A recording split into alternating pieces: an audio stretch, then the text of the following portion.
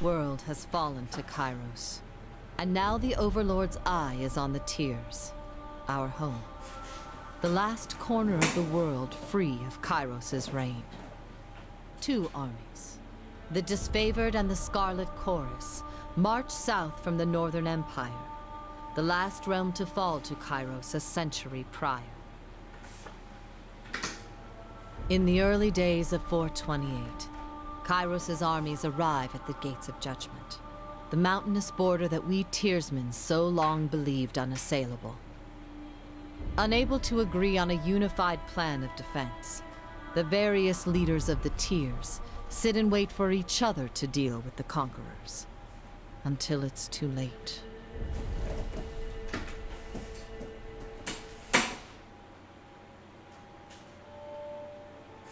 During Conquest, you decide your character's actions during Kyros' invasion of the Tears, shaping the world through which you will adventure over the course of the game.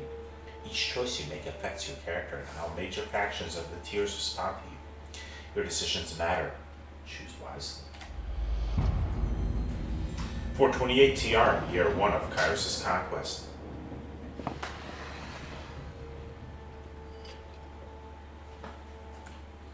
The bastard city stood on the northern border between Kyros' empire and the Tears.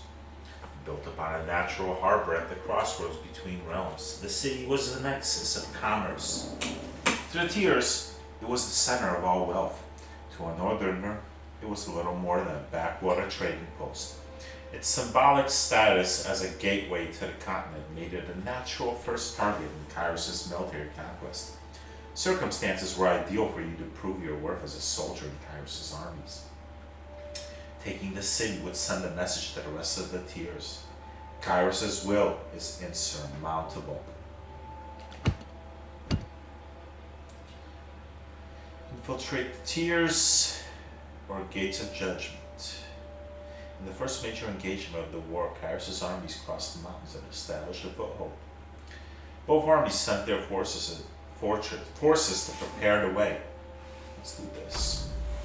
History would remember the Gates of Judgment as the first battle of the Conquest, but the real combat unfolded with the advanced units of both armies preparing for the coming war.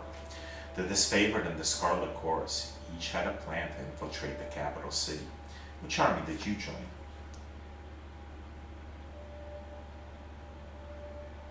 Let's aid the Disfavored scouts. You lent your skills to the elite Disfavored scouts to capture the border garrison. Graven Ash insisted that an early victory in the offensive would boost the morale of his troops and diminish the haughty overconfidence of the Southerners. The Oathbound scouts identified a modest border defense and collaborated on an organized attack that would leave the enemy uncoordinated and cut off from aid. You oversaw the preparations and offered your opinions on the strategy. The clashing of swords and spears fell to silence, followed by the cheering of the Disfavored scouts. You were the least surprised.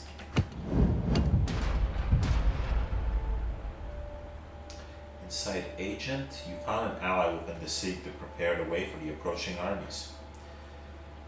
Containing the fire, Bastard City's resident fire mages threatened the first leg of the conquest. Kyros' forces put a stop to their unchecked power.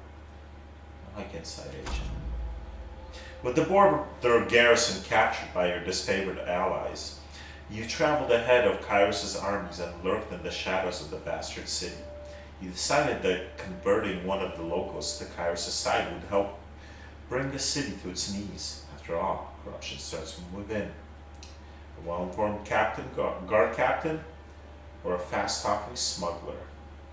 Let's get the guard captain. You enlisted a bitter captain of the guard to sell military secrets to the Disfavored. Better that Kyros' forces marched to their next inevitable victory well informed. The captain of the guard was of a mind that the bastard city was corrupt and deserving of better leadership. You did nothing to convince him otherwise. After taking your promises of stature and security to heart, he offered you a list of valuable assets, from weakened stones in the rampart to the state of siege provisions, capping off with a list of city officials whose loyalties could likewise be turned to support your cause. Your tactics of infiltration placed you in the bastard city ahead of the main armies. Your work softened the city defenses for the arrival of Kyros' forces, but you wanted a decisive gesture that would give your allies a meaningful advantage. How did you assist in the fall of the bastard city? Let's see, I could duel the city marshal, incite a riot, or spread fear through assassination. Ooh, I like that. Oh, I gain an ability for each of these. Of this I get Concealing Shadows. Once per encounter. Create a cloud of obscuring shadows and dust. For a short duration, enemies that use physical attacks against you have a significantly increased chance to miss. During this time, your attacks will also be less effective. It could be very useful for getting out of dodge and recuperating if enemies get to me into melee range and I'm in trouble. What are the other ones? Searing Palm. Gather heated energy into your hands and release it onto a foe. The target ignites in flames, burning over time. Warrior's Respite. Stand your ground in the face of defeat. During this time, you will regenerate health rapidly, but your damage is significantly reduced. That would also be useful. I'll go with this one. Keeping to the shadows, you eliminated the leaders of the bastard city, one by one. Some deaths were quiet and unnoticed, while others were gruesome beyond words. As a wave of murder overtook the city's elite, your deeds swelled in infamy. Well, before the armies arrived, no one in the bastard city felt safe in their homes, much less behind their walls. By the time Kyros' forces crested the horizon, the city was fearful enough to throw open the gates and welcome their new protectors. Oh, that went really well.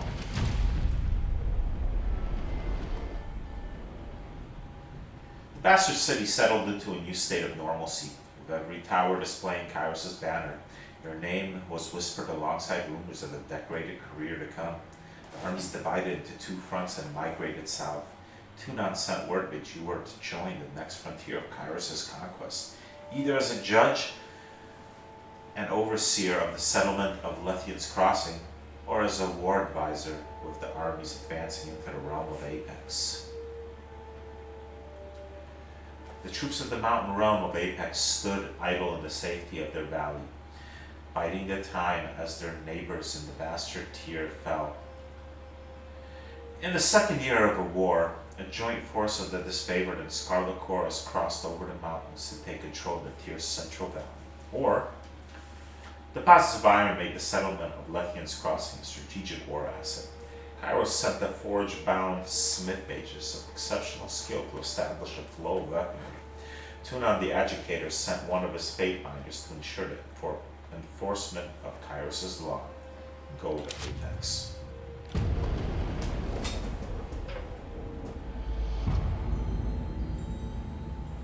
$429, year 2.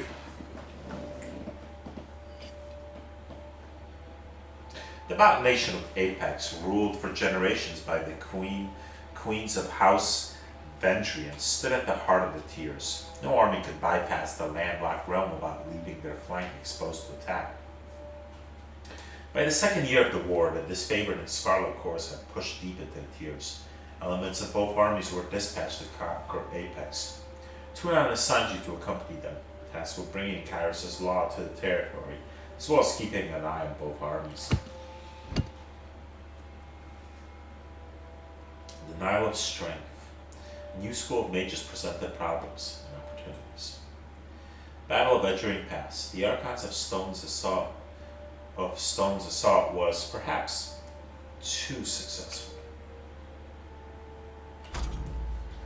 A school of water mages loyal to the Tiersmen posed a substantial threat.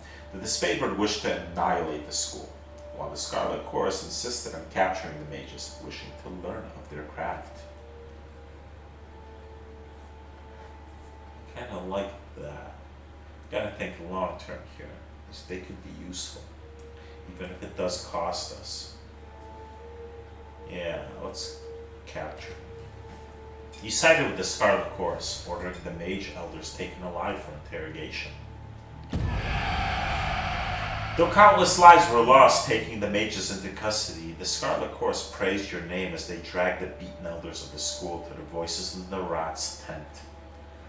As a wave of screams and incoherent pleas reached their crescendo, the Scarlet Chorus soldiers outside cheered for their Archon.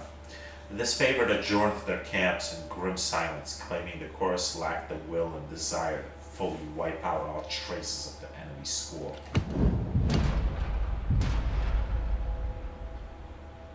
Poisoning the well. Poor communication led to the gruesome death of disfavored scouts. Captive captain. Kyros' forces debated over the fate of an enemy captain. Let's do this one. When Kyros' forces captured a celebrated enemy hero, the armies bickered over his fate. The disfavored wanted him set free to convince his peers of Kyros' mercy. The Scarlet Chorus wanted him flayed at stake as an example.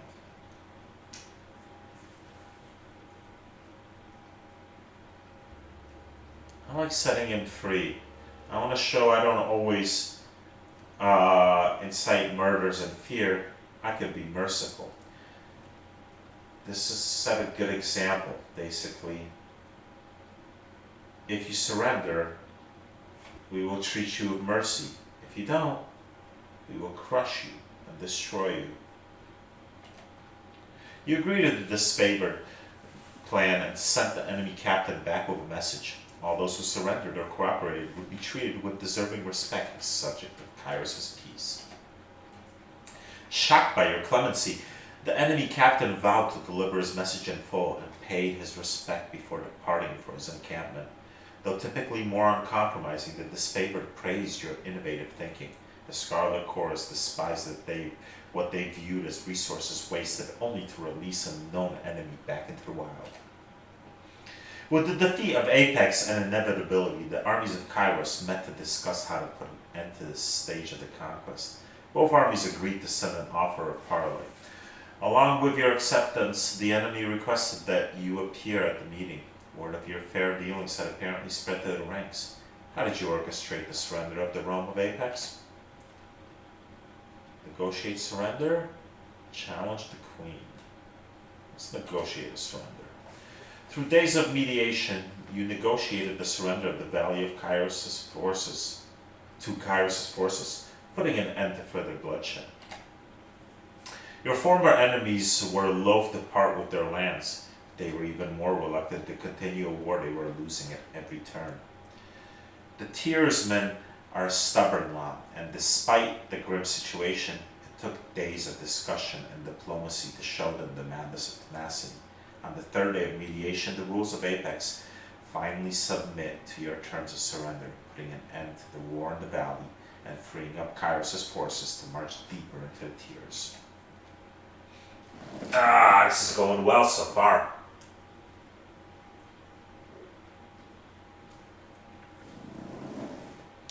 The land of Apex finally rested in the hands of Kyros' forces.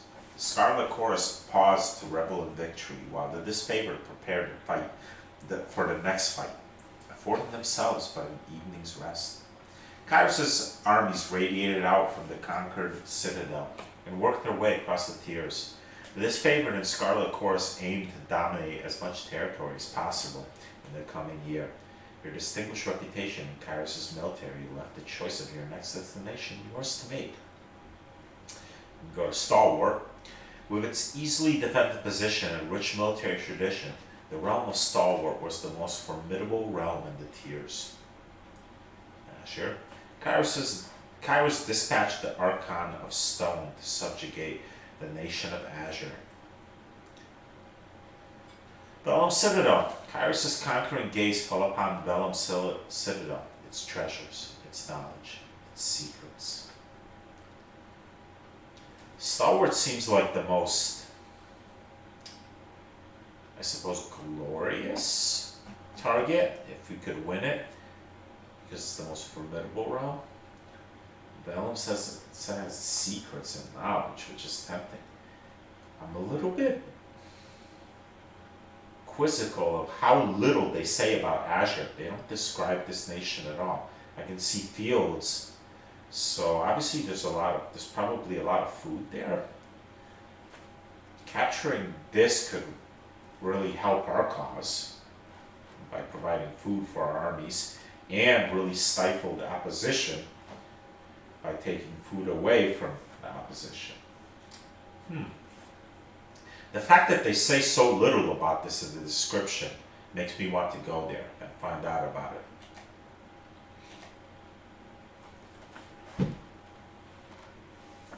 "430, year 3 of Kyros' conquest.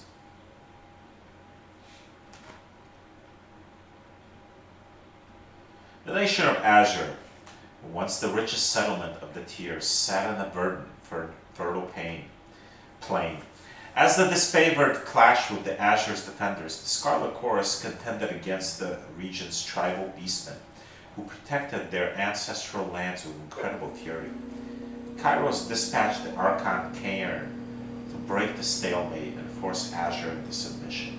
The colossal man of stone and flesh arrived as instructed, but earning his cooperation was a tall order, even for you. Let's see what we got. Stalked by shadows, tensions arose when the Scarlet Chorus added a unique ally to their ranks. The destruction of Azure, Cairn's tactics left the armies tightening their belts.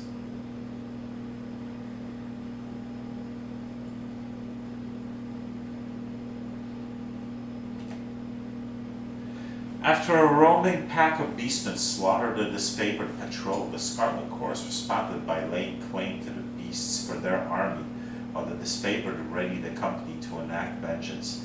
The disfavored legion considered the beasts beyond taming, and the butchers of their northern brethren needed to be brought to justice.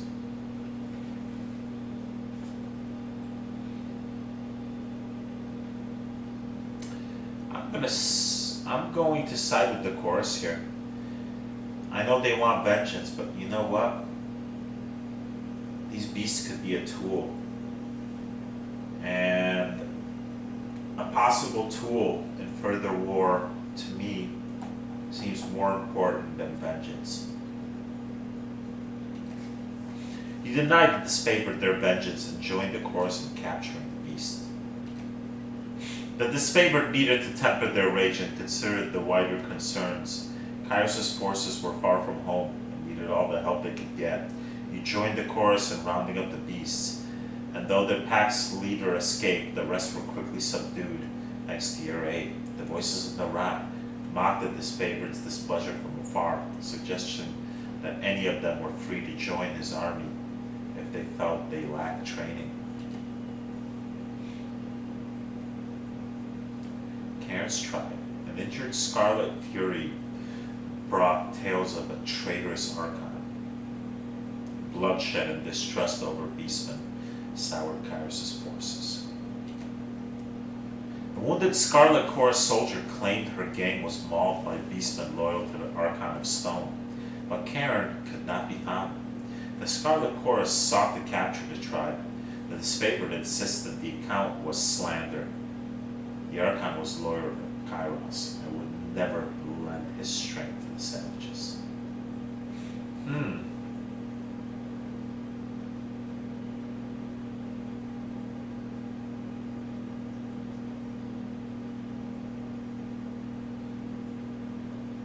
Let's send the Scarlet Chorus.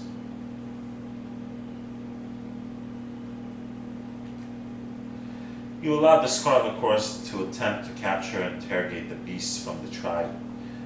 Their intelligence could prove critical to the search for Cairn. Despite the vocal claims of defamation, you allowed the Scarlet Chorus to flood the plains of Azure and seek out the offending beastman tribe. They returned with a score of captive beastmen who were brought before chorus interrogators. Those who talked knew nothing of Cairn, but those who held back showed particular disdain of Kyros' army, as if there exists a preconceived hatred. The unconfirmed possibility of Cairn's treason sent a ripple of unease through the Scarlet Chorus camp.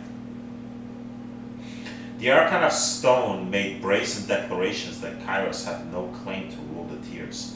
Soon after, word arrived that Kyros would dispatch this rebellious minion with an edict. Having shown a stern hand against the disfavored in the past, Tunon deemed it proper that you deliver punishment.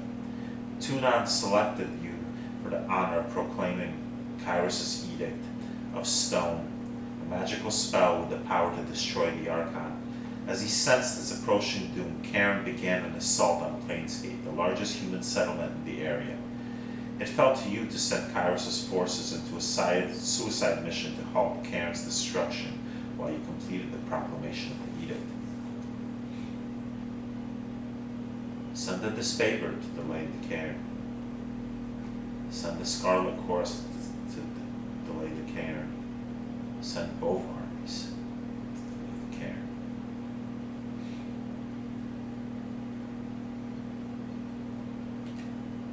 You believed that the only chance of slowing Cairn's assault was to commit the full force of Kyros' armies against them. It was a desperate gamble. If you were wrong, there would be no one left to warn the other Archons of your failure. Still, you ordered both disfavored and Scarlet Chorus forces to march against the Archon of Stone while you read the Overlord's edict. The disfavored and Scarlet Chorus alike questioned the wisdom of this command.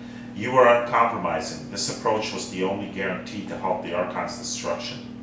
The disfavored phalanx shattered under Cairn's fury, and the Scarlet Chorus mob was reduced to a smear under his foot.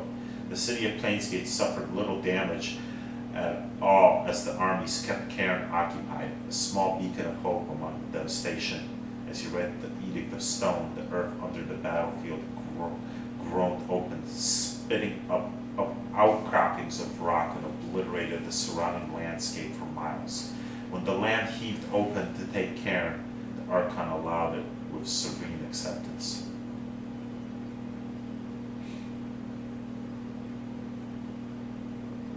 With the lands blighted and unrecognizable, the land of Azure was left utterly ruined by the events of the war.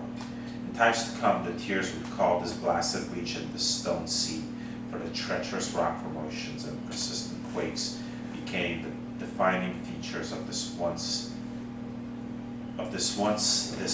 verdant land. What is it? Typo. The Scarlet Chorus established a sprawling camp in the shattered rocky terrain and quickly absorbed those displaced by the upheaval of the land. These hapless refugees were put to work as slaves and soldiers, and the Chorus slowly built themselves a makeshift fortress in the blighted, quake-ridden realm. Your tour of duty in the broken lands of Azure was complete. You didn't have long to rest before Tunon called you into service once more.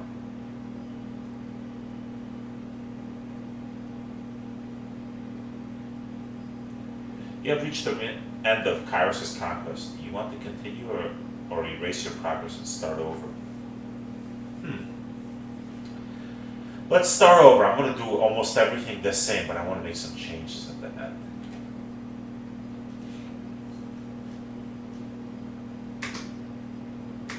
I can go through this quickly. It shouldn't take long now that I know exactly what I want to do.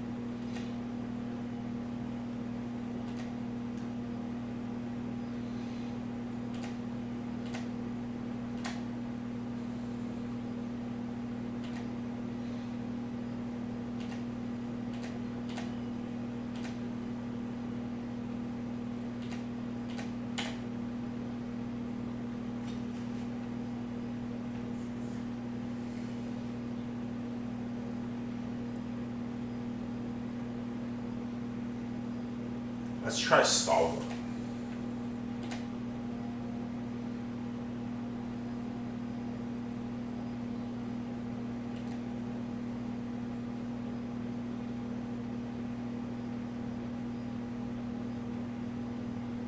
The Royal of Stalwart was best known for its proud army, disciplined, courageous, and undefeated on their home soil. Skill and resolve made Stalwart a military power that Kyros' forces approached with due caution. With its southern position, Stalwart had been largely safe from war, watching for 2 years as its neighbors fell to Kyros' forces. At the dawn of the third year of war, Kyros' forces were finally poised to invade the Stalwart Peninsula and subdue the Tyr's most vaunted army.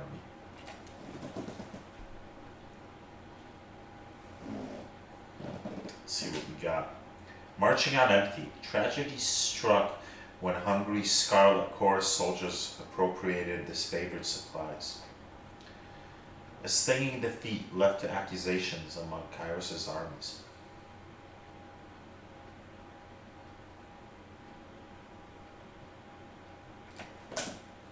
The stalwart defenders burned their crops as they retreated, leaving the invaders little to forage. Starving, the Scarlet Chorus mob raided from the disfavored's well-maintained supplies, incurring casualties on both sides.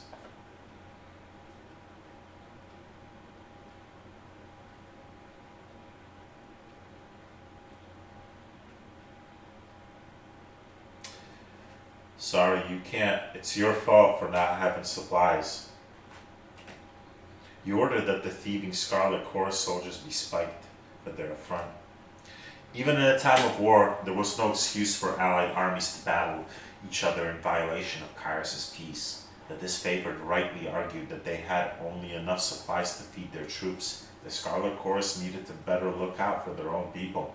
Agreeing with their assessment, you had the offenders staked outside the Scarlet Chorus camp, left to send the message that hunger was no shield from justice.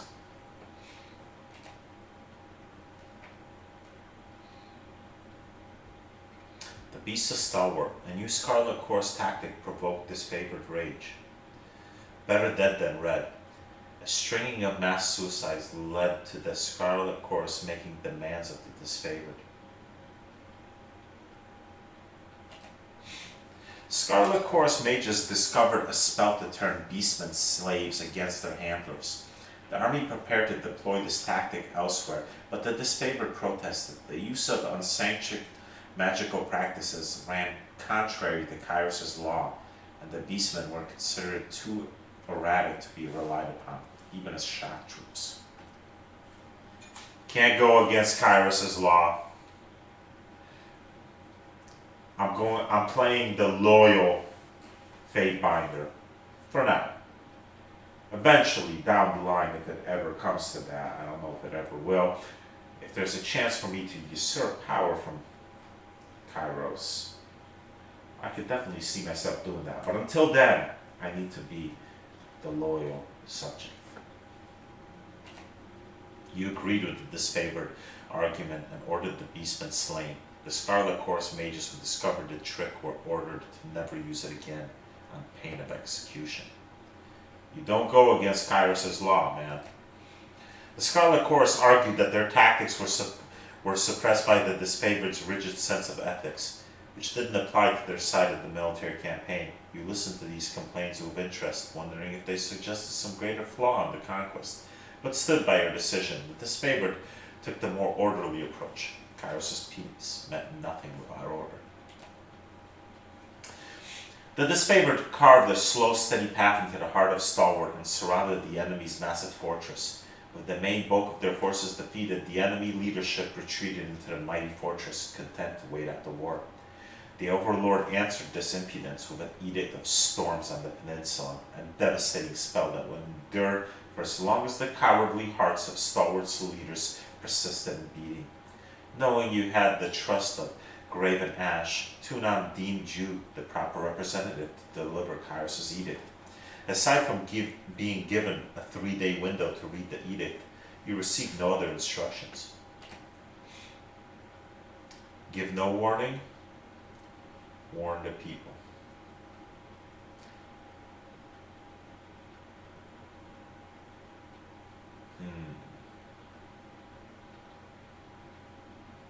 I'll warn them. In an attempt to ingratiate themselves with the people of Stalwart, the Scarlet Course insisted that the warning be sent to the towns and villages, so that the people may prepare for the horror about to descend on them. Kyros' wrath was intended for the cowardly regions of Stalwart, not those unfortunates swept up in the calamity of the leadership. A warning in advance of the spell would give locals time to prepare for the devastation to come. You were content to let the punishment fall on the innocents as lightly as Kyros' will allows.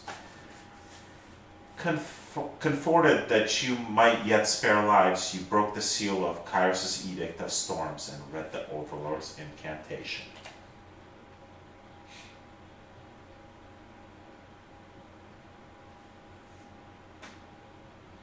The clear skies darkened as you read the final words of the edict.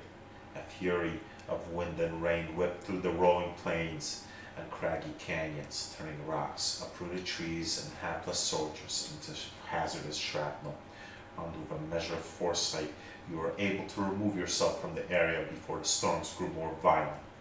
Over time, nearby communities told of cyclones consisting of thousands of soldiers' worth of limbs, spears, armor, and skulls. What's more, the weather showed no signs of dissipating. Several units of disfavored, who fought the enemy in spite of the advancing storms, were caught up in the Overlord's magic.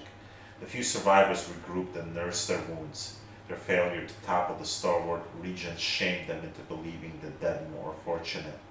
The name Stalwart fell from use. People took to calling it the Blade Grave, for the remade landscape festooned with the iron and bronze armaments of two once great legions. As Kyros' forces departed, you spared a glance back at the ruins of Stalwart, marveling at your work. You didn't have long to rest before two men called you to service this morning. Alright, cool. I'm going to stick with this. So, we'll leave off here and we'll start the game proper next time.